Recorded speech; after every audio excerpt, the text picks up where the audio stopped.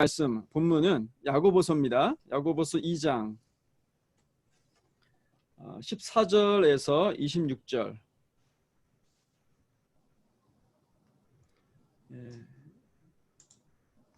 14절에서 26절 제가 말씀 읽겠습니다. 내 형제들아, 만일 사람이 믿음이 있노라 하고 행함이 없으면 무슨 유익이 있으리요? 그 믿음이 능히 자기를 구원하겠느냐?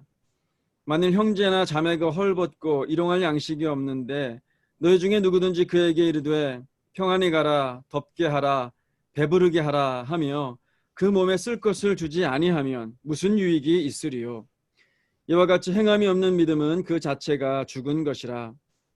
어떤 사람은 말하기를 너는 믿음이 있고 나는 행함이 있으니 행함이 없는 내 믿음을 내게 보이라. 나는 행함으로 내 믿음을 내게 보이리라 하리라. 내가 하나님은 한 분이신 줄을 믿느냐? 잘하는도다. 귀신들도 믿고 떠느니라. 아, 허탄한 사람아, 행함이 없는 믿음이 헛것인 줄을 알고자 하느냐? 우리 조상 아브라함이 그 아들 이삭을 제단에 바칠 때에 행함으로 의롭다 하심을 받은 것이 아니냐? 내가 보거니와 믿음이 그의 행함과 함께 일하고 행함으로 믿음이 온전하게 되었느니라. 이에 성경에 이른바 아브라함이 하나님을 믿으니 이것을 의로 여기셨다는 말씀이 이루어졌고 그는 하나님의 벗이라 칭함을 받았나니, 이로보건대 사람이 행함으로 의롭다 하심을 받고 믿음으로만은 아니니라. 또 이와 같이 기생 라합이 사자들을 접대하여 다른 길로 나가게 할 때에 행함으로 의롭다 하심을 받은 것이 아니냐? 영혼 없는 몸이 죽은 것 같이 행함이 없는 믿음은 죽은 것이니라. 아멘. 네, 영원 조사님께서 행하는 믿음이라는 제목으로 말씀 전하시겠습니다. 네, 잘 들리시나요? 네, 감사합니다. 오늘은 제가 말씀을 전하게 됐어요. 제가 오늘 말씀을 전하게 된 이유는 제가 이제 올해부터 청년부 사역을 맡아서 교회에서 사역자로서 일을 하게 됐는데 성도님들하고 교제할 시간이 너무 없고 또 그러다 보니까 서로 잘 모르는 부분들이 많이 있어서 목사님께서 특별히 제 소개를 좀 겸해서 또 귀한 말씀도 좀 함께 나눴으면 좋겠다 라는 의미에서 오늘 저에게 말씀을 전할 수 있도록 이 시간을 허락을 해주셨습니다.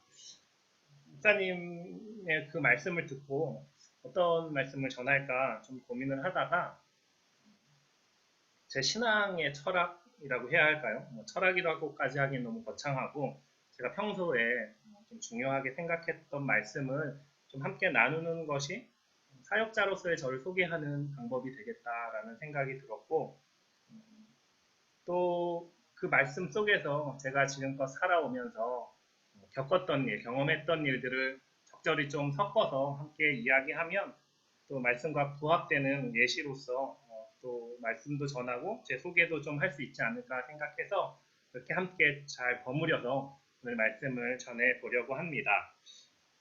그런 배경 속에서 정한 본문이 야고보서예요. 제가 야고보서의 말씀을 떠올리고 정하게 된 이유는 야고보서 속에 나타나는 교회의 문제점이랄까요?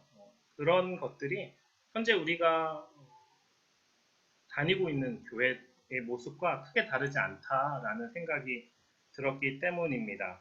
그래서 그 문제의 근본적인 이유가 뭔지, 또 그 문제를 해결하기 위해서 우리가 어떻게 해야 되는지를 말씀 속에서 한번 찾아보자라는 생각을 해보게 됐습니다. 그럼 먼저 야고보서 속에 나타나는 그 교회의 모습이 어떤 건지, 어떤 문제점을 안고 있었는지 이것을 먼저 좀 알아봐야 될 것 같아요. 간단하게 요약하자면 교회 안에 빈부의 격차가 발생을 했다는 겁니다. 교회가 궁핍한 사람에 대한 배려와 도움이 있어야 되는데 오히려 궁핍한 사람을 돕기는커녕 차별을 하게 된 거죠. 실제로 사도행전 6장에 보면 초대교회에서는 어려운 과부들을 도와주기 위해서 그 일을 돌보는 일꾼 7명을 뽑는 모습을 볼 수가 있어요. 교회 안에 어려운 사람을 돕는 것도 교회의 사명 중에 하나라고 우리가 알 수가 있는 대목이죠. 그런데 이러한 그 야고보서에서 나타나는 교회의 모습은 교회가 이러한 의무는 저버리고 그러한 도움이 전혀 없는 그런 모습을 보여주고 있다는 거죠. 우리 2장 15절 16절을 한번 볼게요. 2장 15절 16절을 보면 이렇게 이야기하죠. 만일 형제나 자매가 헐벗고 일용할 양식이 없는데 너희 중에 누구든지 그에게 이르되 평안히 가라 덥게 하라 배부르게 하라 하며 그 몸에 쓸 것을 주지 아니하면 무슨 유익이 있으리요. 가난한 사람한테 필요한 것을 나눠주지는 않고 말로만 가서 너 배부르게 먹어라, 덥게 해라, 평안히 가라. 이 말로만 하면 무슨 소용이 있겠느냐라는 말씀이에요. 이렇게 가난한 자, 또 힘든 자에 대한 돌봄이 전혀 없었고요. 돌봄이 없을 뿐만 아니라 더 나아가서는 차별을 했는데 우리 2장 1절부터 4절의 말씀들을 쭉 보면 부자가 들어오면 교회에서 좋은 자리를 내어주고 그 자리에 앉게 해주면서 가난해 보이는 사람이 들어오면 업신여기는 모습들이 그 말씀 속에 나타나는 것을 볼 수가 있어요. 그리고 이러한 빈부의 격차로 생기는 차별들이 필연적으로 뭘 가져오냐면 시기와 다툼을 교회 안에 가지고 옵니다. 3장 14절의 말씀을 한번 볼게요. 3장 14절의 말씀은 이렇게 얘기하죠. 그러나 너희 마음속에 독한 시기와 다툼이 있으면 자랑하지 말라. 진리를 거슬러 거짓말하지 말라. 또 4장 1절을 보면 4장 1절에는 이렇게 이야기해요. 너희 중에 싸움이 어디로부터 다툼이 어디로부터 나느냐? 너희 지체 중에서 싸움은 정욕으로부터 나는 것이 아니냐? 라는 이야기를 하는 거죠. 교회 안에 시기와 다툼이 있었다. 그리고 그 정욕으로부터 생긴 다툼들이었다라는 것들을 이야기해주고 있습니다. 교회가 처음 부흥했을 때 모습, 그 초대교회의 그러한 모습들이 지금 야고보서가 이야기하는 교회 안에는 없었던 거예요. 초대교회에서는 자신의 소유를 팔아 함께 공유하고 어려운 사람들을 돕고 서로 떡을 나누고 예배하는 가운데 하나님께서 구원받는 자를 날마다 더하게 해주셨던 그런 교회가 초대교회였어요. 그런데 오늘 모습 속에 나타나고 있는 이 교회는 오히려 시기와 다툼, 차별, 빈부의 격차 이러한 것들 때문에 갈등하고 있는 교회의 모습을 보여주고 있습니다. 그렇다면 왜 이런 일들이 발생했을까요? 초대교회에서 가지고 있었던 그 모습들이 왜 다 사라지고 없어졌을까요? 결론부터 얘기하면 사람들이 하늘로부터 내려오는 지혜가 아니라 이 땅의 것을 따랐기 때문입니다. 3장 15절을 볼게요. 3장 15절은 이렇게 이야기를 하죠. 이러한 지혜는 위로부터 내려온 것이 아니요 땅 위의 것이요 정욕의 것이요 귀신의 것이다 라고 이야기를 해요. 야고보서의 말씀을 쭉 읽다 보면 그 인간의 제약된 본성을 이렇게 좀 표현을 하는 부분이 있습니다. 원래 인간은요 세상을 사랑하고 또 혀를 잘못 사용하고 끊임없이 다투고 또 진실하지 못하고 하나님의 뜻을 존중하지 못한다. 인간의 죄성에 대해서 이야기하는 거죠. 그런데 이 인간의 그 죄성의 가장 근본적인 이유는 욕망 가운데 있다라고 이야기를 합니다. 우리가 우리의 욕망 때문에 사실 이러한 본성들, 죄성들이 있다라는 거죠. 그런데 이 죄성과 이 본성을 극복하기 위해서는 우리가 세상의 지혜가 아니라 하늘로부터 내려오는 지혜를 따라야 된다라고 야고보서는 이야기를 하고 있어요. 3장 17절 말씀 함께 볼게요.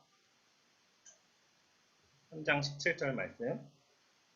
오직 위로부터 난 지혜는 첫째 통결하고 다음에 화평하고 관용하고 양순하며 긍휼과 선한 열매가 가득하고 편견과 거짓이 없나니 라고 얘기하죠. 하늘로부터 난 지혜는 우리가 조금 전에 읽었던 세상 속에 나타나는 지혜와 전혀 다른 것임을 우리가 말씀을 통해서 볼 수가 있어요. 화평하고 성결하고 관용하고 양순하고 또 긍휼히 여기고 또 선한 열매가 가득하고 편견이 없고 거짓이 없는 모습들. 이것이 하늘로부터 난 지혜라고 우리에게 이야기를 해주고 있습니다.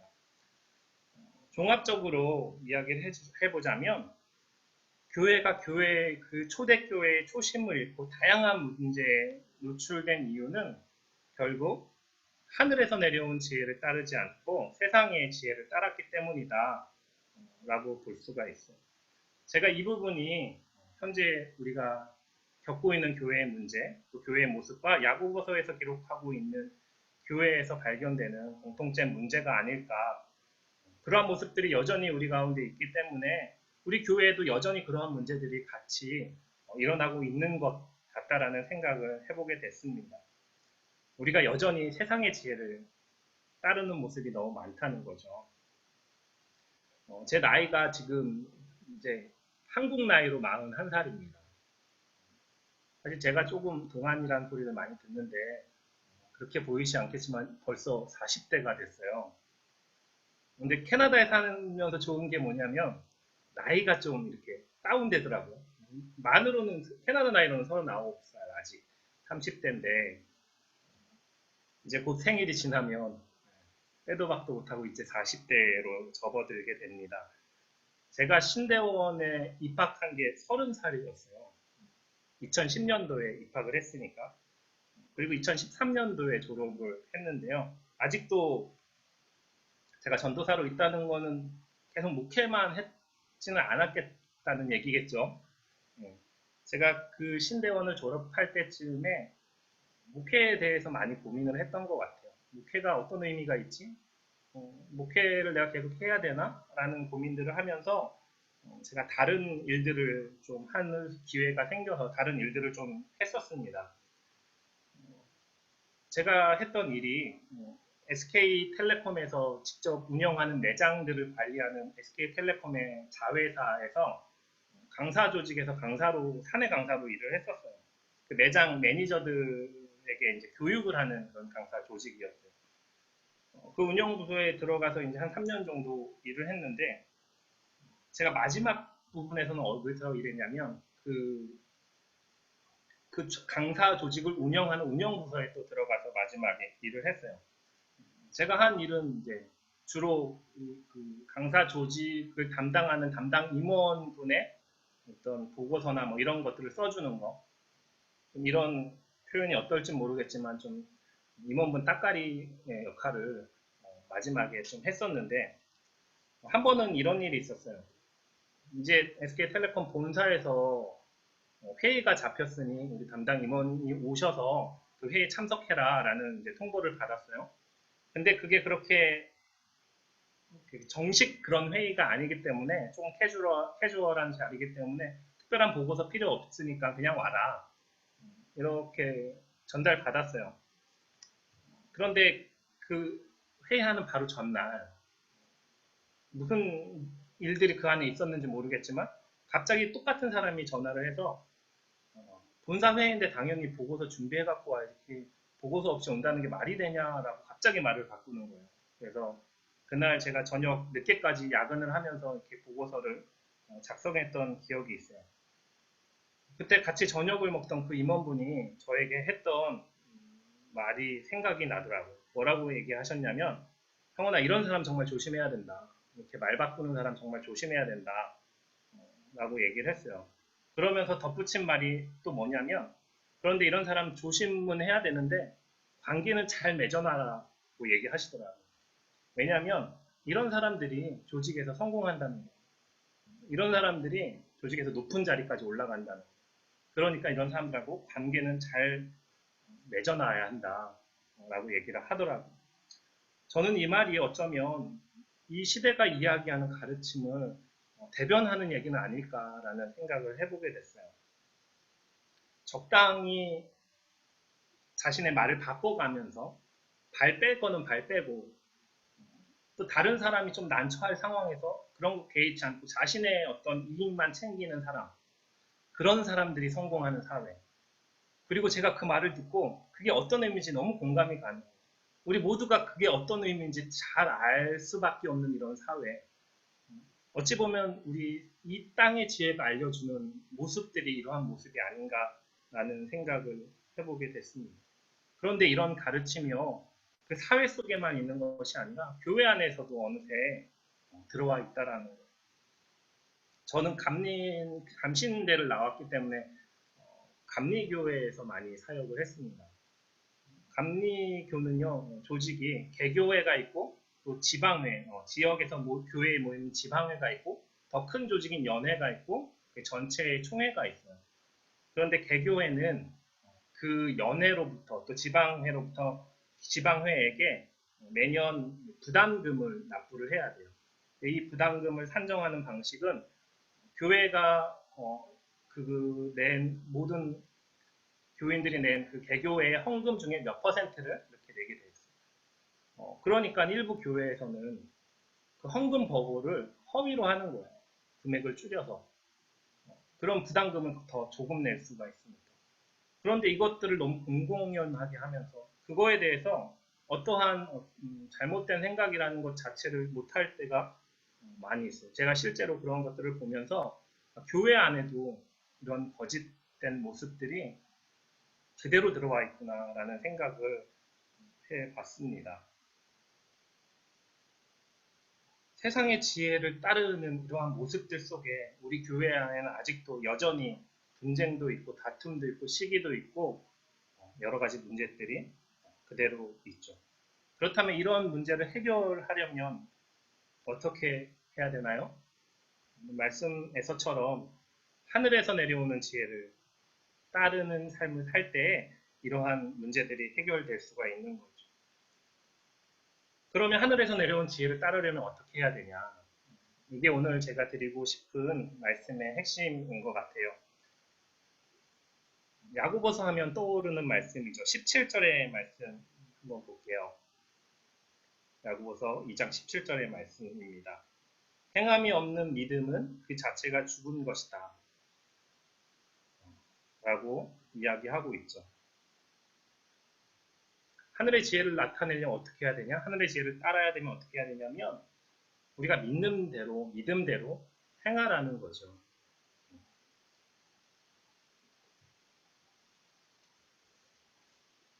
우리의 믿음의 행함을 통해서 나타난다는 거예요. 그런데 이 말씀을 좀 오해할 수가 있어요. 오해의 소지가 있어요. 그리고 우리를 좀 헷갈리게 만드는 말씀일 수도 있어요. 아까 말씀을 쭉 읽었는데 읽어보면서 우리가 믿음으로뿐만 아니라 행함으로 해야 된다라는 말씀이 강조되어 있잖아요.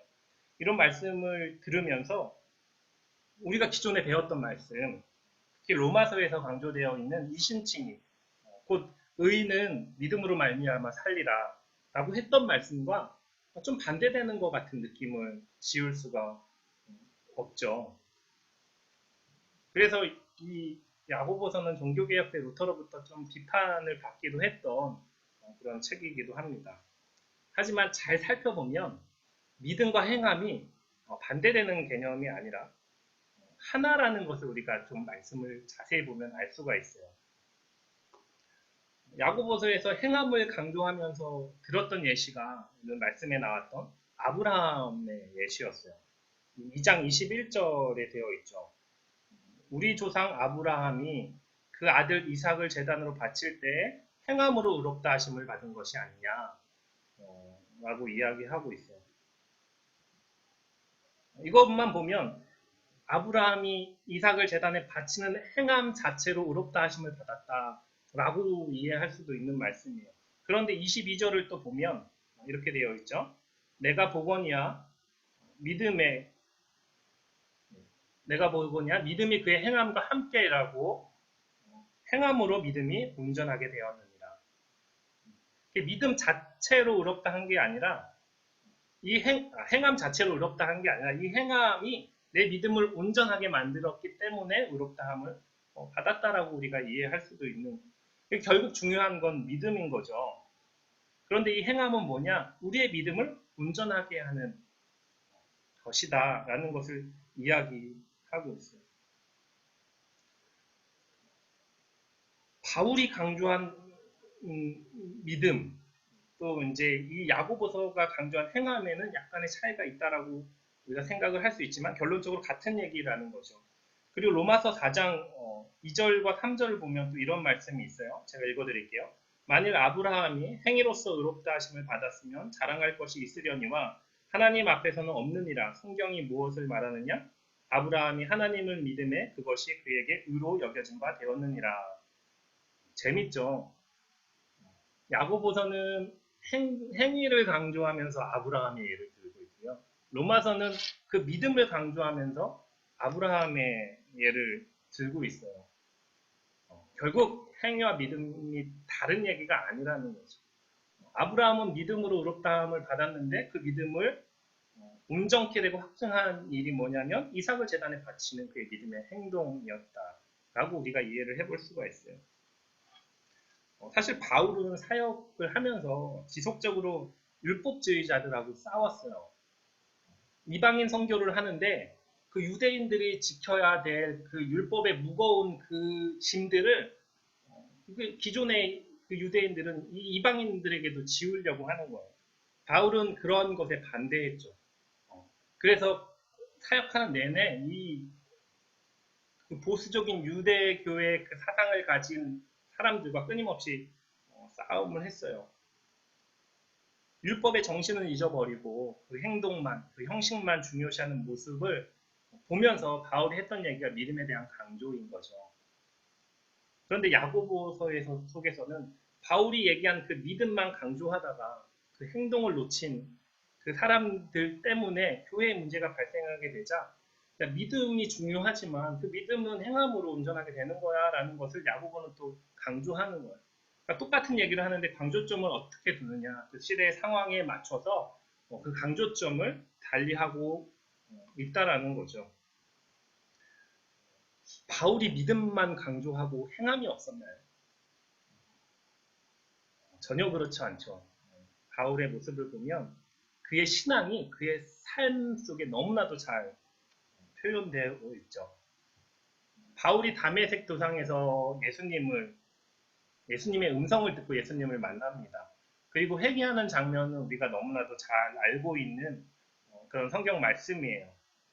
그런데 잘 생각해 보면 바울이 예수님의 음성을 들었다 라는 그 사실은 바울의 주관적인 경험이잖아요.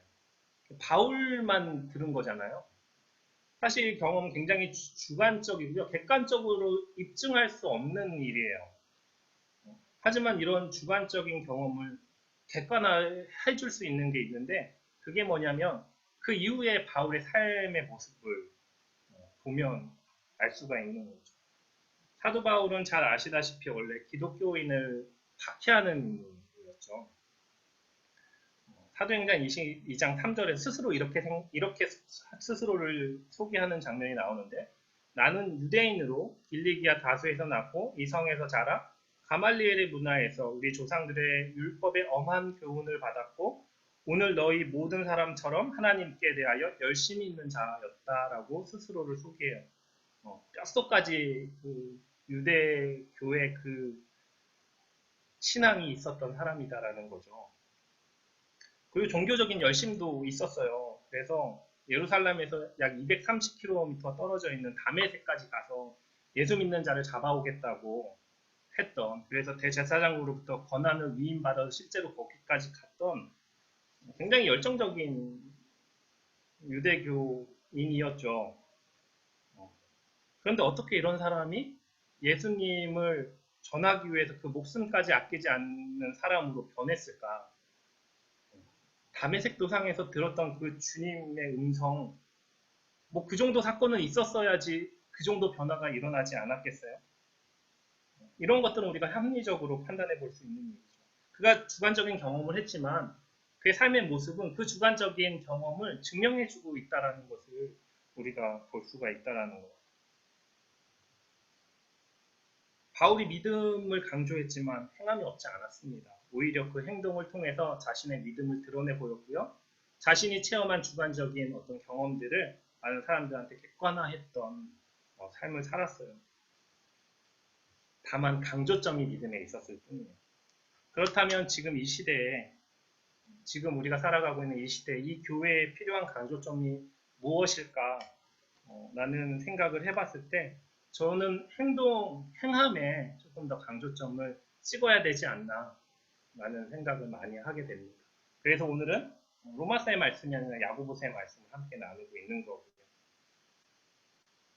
나는 믿는 사람이라고 말만 하는 것이 아니라 바울처럼 그 믿음을 객관화 나가는, 객관화해 나가는 그러한 삶이 우리에게 필요하다라는 생각을 해보게 됩니다. 여러분은 여러분의 믿음을 어떻게 객관화하고 살고 있나요? 아니면 어떻게 여러분들의 믿음을 온전하게 하고 있는 행함을 실천하며 지금 살아가고 있나요? 한번 우리의 모습들을 좀 돌아봤으면 좋겠어요. 부끄럽지만 제가 살면서 받았던 믿음의 도전들 중에 한 가지를 예시로 소개하려고 합니다. 제가 많은 어려움 속에서 사실 그 시간들을 보낸 시간들이 있습니다. 저희 어머니에 대해서는 나중에 혹시 간증할 기회가 있으면 하겠지만 저희 어머니가 저가 3살 때 돌아가셨어요. 저희 기억에 어머니는 없죠. 그러니까. 그리고 아버지도 지병으로 오랫동안 아프셨어요. 그래서 저하고 형이 한 10년 정도를 거동을 못한 아버지를 간병을 하느라고 참 고생을 많이 했습니다. 한 번은 아버지가 좀 이상이 있어서 병원을 갔던데 담석이 있었어요. 담석이 있다고 했어요. 그래서 간단한 시술인 줄 알고 갔어요. 시술을 받으려고. 그런데 시술을 하면서 뭔가 좀 잘못됐는지 안에 뇌출혈이 발생하면서 5개월 정도를 병원에 입원을 했습니다. 형이랑 번갈아 가면서 이제 간병하면서 5개월이라는 시간을 보냈어요. 근데 문제는 이제 퇴원할 때가 됐는데 그 입원비를 감당을 할 수가 없겠는 거예요. 아버지 간병하면서 저나 형이나 제대로 경제 활동을 못했을 거잖아요. 그런데 갑자기 이제 큰 돈을 필요한 상황이 되니까 어떻게 하지라는 고민을 하다가 그때 당시 제가 선교단 사역을 같이 병행하고 있어서 거의 수업을 저녁에 들었거든요. 그 수업은 다 저녁에 몰아놓고 내가 선교단 사역은 잠시 접어놓고 취직을 해야 되겠다. 그래서 돈을 벌어야겠다. 그래서 형이랑 그렇게 약속을 하고 카드 빚을 빌려서 병원비를 내고 이제 제가 이제 여기저기 이력서를 넣고 이제 뭐 면접도 보고 그러던 와중이었어요. 그러던 와중에 학교 영성수련회를 참석을 했습니다. 그 영성수련회를 참석을 했는데 하필 그때 오신 강사 목사님께서 학부 시절 때 자기 어려웠던 상황을 이야기하면서 아무리 어려워도 하나님의 일을 포기하지 않고 열심히 하면 하나님께서 자신을 우리를 사용해 주신다라는 말씀을 자신의 간증과 함께 하시는 거예요. 이 말씀이 저한테 굉장히 큰 찔림으로 다가왔어요. 하나님께서 야, 너 지금 하는 사역 내려놓고 일하는 게 맞아? 라고 저한테 물어보시는 것 같았어요. 사실 오기 전에 면접도 받고 이미 돈도 빌려놨고 제가 일을 하지 않으면 안 되는 상황이었거든요. 기도하는 내내 괴로운 마음이 있었어요. 순종하기 어려운 말씀이었기 때문에 그래요. 그런데 하나님이 계속 그런 감동을 주시니 결국은 제가 경제활동 포기하고 하나님의 일을 하겠다라고 결심을 하고 이제 영성 수련회에서 내려왔어요. 막 은혜 받았을 때는 너무 좋았는데 막상 내려오니까 형의 얼굴을 보니까 너무 고민스러운 거야. 차마 형한테 나 이제 일 안 할래 이렇게 얘기는 못하고 그냥 면접 봤는데 잘 안 온다 연락이 뭐 이러면서 이제 PHI 시간만 미루고 있었죠. 그런데 그러다가 저희가 영락교회를 다니고 있었어요. 저희 형하고 저희 아버지하고 저하고 영락교회를 다니고 있었는데 저희 구역을 담당하는 그 담당 목사님께서 저희 가정 얘기를 들으셨나 봐요. 어디서 들으셨는지. 그래서 그 안에서 모금을 하셨더라고요. 모금을 하셔서 갖다 주셨는데 그 금액이 아버지 병원비뿐만 아니라 제 등록금까지 해결될 수 있을 만한 금액을 모금해 가지고 오셨어요. 제가 이 일을 겪으면서 강조하는 거는 하나님이 이렇게 돈 줘서 해결해 주셨다 뭐 이게 중요한 게 아니라 이미 모금은 제가 그 말씀을 듣고 저 이제 경제활동 포기하겠습니다라고 고백하기 전에 이미 모금은 되고 있었어요. 하나님께서는 그 모든 상황을 다 만들어 놓으시고 저한테 그 믿음의 고백을 하기를, 그리고 그 고백대로 실제로 그 모든 것들을 내려놓고 사역에 전념하는가, 이거를 하나님께서는 보기를 원하셨던 거예요. 그리고 이 사건은 어떻게 하냐면 또 저의 믿음을 더 강하게 만들어요. 아, 이런 상황에서 하나님 말씀을 들으면 하나님께서 다 해결해 주시는구나. 하나님께서 그렇게 말씀하실 때는 분명히 하나님이 이유가 있으시구나 라는 걸 깨닫게 되는 거죠. 그리고 그 다음에 같은 상황이 반복될 때 더 믿음으로 나아갈 수 있는 어떤 밑거름이 되어지더라고요. 이게 행함이 믿음을 온전하게 하고 더 강하게 하는 이유인 것 같았어요. 저는 학교를 다닐 때도 이런 경험들이 되게 많았어요. 제가 제 능력으로 학교를 다닐 수 없었기 때문에 하나님께서 그때그때 은혜를 채워주셔서 학교를 다닐 수 있었어요. 이런 경험들이 아무리 힘든 상황과 어려운 상황 속에서도 그 믿음을 지킬 수 있는 하나의 밑거름이 되는 것을 볼 수가 있었습니다. 우리의 삶 속에도 하나님이 이런 도전들을 주실 때가 있지 않나요? 나 도저히 그 일 지금 할 수 없는데 한번 해보라고 하나님께서 마음에 어떤 그런 도전을 줄 때가 있지 않습니까? 주변에 어려운 사람을 보여주시면서 그 사람을 돌보라 말씀하실 때도 있고, 너 왜 이렇게 하나님 말씀을 멀리하니? 하나님 말씀 좀 가까이 해라 라고 이야기하실 때도 있고요. 아, 정말 용서하기 싫은데 너 그 사람 용서 안 하면 어떡하겠니? 라고 이야기하실 때도 있어요.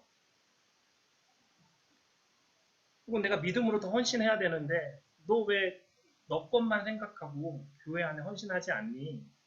하나님을 위해 헌신하지 않니? 라고 우리 마음에 어떤 말씀을 주실 때도 있어요. 그때 우리가 그 음성, 하나님이 주시는 그 세밀한 음성을 듣고 그 말씀대로 따라 행할 때 우리가 지금까지 살펴봤던 하늘에서부터 오는 지혜를 따르는 삶을 살 수 있게 되고 믿음이 있는, 행함이 있는 믿음을 가지는 우리의 모습이 될 수 있을 것 같아요. 오늘 여러분들에게 말씀을 전하면서 여러분들이 그러한 마음이 있었으면 좋겠어요. 하나님이 우리에게 주시는 그 마음이 있을 때 아멘 한번 하고 그 말씀에 순종해보자. 그리고 그 말씀대로 순종할 때 하나님이 역사를 어떻게 하시는지를 바라볼 수 있었으면 좋겠어요. 예전에 제가 유기성 목사님의 설교를 들으면서 공감했던 내용이 있는데요. 오늘 말씀의 결론으로 적절할 것 같아서 이 말씀을 함께 나누고 오늘 말씀을 마칠까 합니다. 그분이 이런 말씀을 하세요. 믿음 생활을 운전하는 것에 비유를 하셨어요. 그러면서 운전면허가 있다고 누구나 다 운전을 잘하는 건 아니다. 이 말씀의 비유가 어떻게 되냐면 믿음이 있다고 해서 누구나 다 믿음 생활을 잘하는 것은 아니다라고 비유를 하세요. 처음 면허를 따고 운전하려고 나가는 사람들은 두려움이 있잖아요. 혹시 사고 나면 어떡하지? 내가 잘못해서 누구 차를 밟으면 어떡하지? 뭐 이런 옆에 지나가는 차들이 다 무섭게 느껴지고 이런 두려움이 있잖아요. 처음 믿음 생활을 할 때도 이런 두려움이 있어요. 하나님 말씀대로 행하면 내가 뭔가 손해를 볼 것 같고 내가 세상에서 좀 뒤처질 것 같기도 하고요. 이렇게 살다가 내 삶을 못 챙길 것 같은 어떤 그런 두려움이 우리에게 다 찾아오죠. 그런데 이제 운전이 익숙해져서 자유롭게 운전을 하게 되면 그 운전이 너무나도 편안해지죠. 그리고 운전해서 어디든 갈 수 있는 게 너무 나한테 큰 도움이 되죠. 우리가 처음에 믿음으로 그렇게 살아가기가 쉽지 않지만 용기를 내서 결단을 내서 믿음대로 하나하나 순종해 나가다 보면 이제는 하나님이 이끄시는 그 삶이 나에게 훨씬 편안하고 훨씬 유익이 된다라는 말씀이었어요.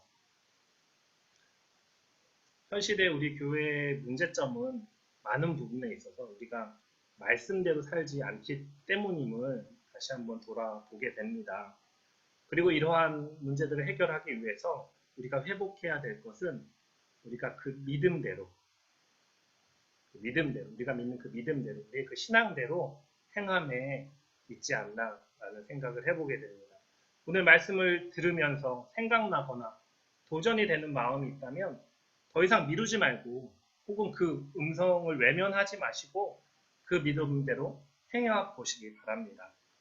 우리 안에 이러한 믿음의 실천들이 늘어날 때마다 우리의 믿음은 더욱더 강력해지고 하나님께서 우리를 통하여 더 큰 하나님의 나라를 이루어 가실 줄로 믿습니다. 이러한 하나님의 믿음으로 행하는 기쁨이 여러분의 삶 속에 충만하여져서 세상 가운데 선한 영향력을 끼치는 저와 여러분이 되기를 주님의 이름으로 기도합니다. 아멘.